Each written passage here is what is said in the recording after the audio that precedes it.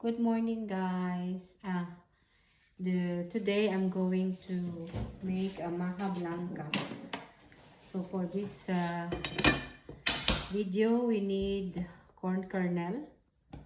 So ilagay muna natin siya dito sa ating pot, and then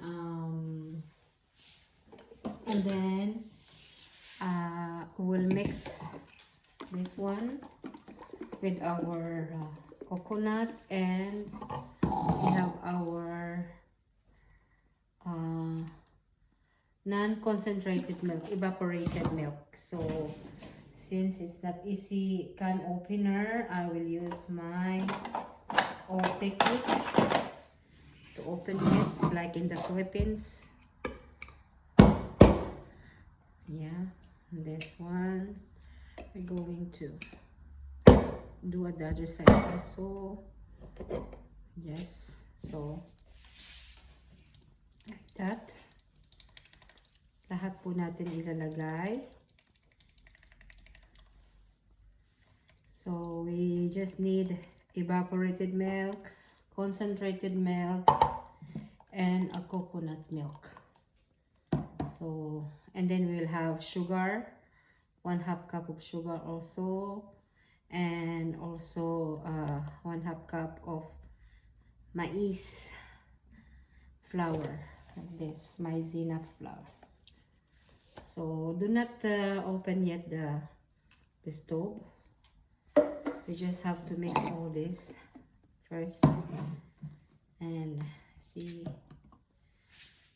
if it's a good mixture. So put the light on, then we'll add the coconut milk. Yes, I'm using this kind of coconut milk, guys. Grace, I like it as a coconut because there's a lot of brand of coconut, but sometimes it's not that very tasty as this coconut. There's another one also, the Swan product in France. It's WAN, and then we'll add also we'll add this one. Wait, yeah, we need a scooper. Yan. So guys, ganun siya kabilis lang gawin. It's very easy. So it's very easy to make it at home. Just scoop all the remaining inside the can. Make sure that we have all the milk, concentrated milk. So just mix. Pero wala pa rin siyang apoy ha, kasi kailangan lang natin siyang haluin first.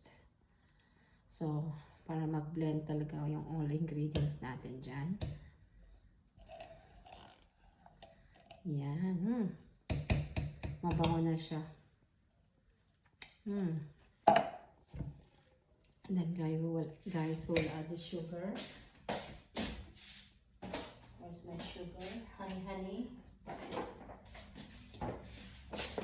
We'll add half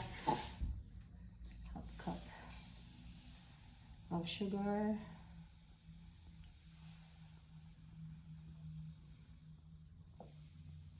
Yeah. So just mix. Mukhang maganda na yung itsura niya. Yan. So ngayon, we're going to put the heat, a very low heat only. Yes, very low heat para hindi masunog yung ating milk and other ingredients. For me, it's optional. I put vanilla extract. I love it. Just put vanilla extra. Just 2 tablespoons, I guess, is much recommended. Yes. Let's stir so slowly. Yeah. And then we're going to add our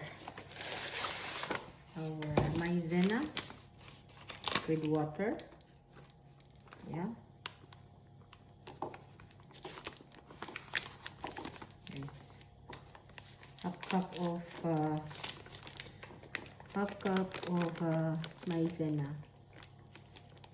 Yeah. And then that's it. Then we'll put a little bit of water.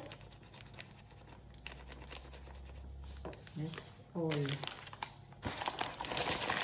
And we'll stir it. Water. Not too much. Enough that it will dissolve our flour.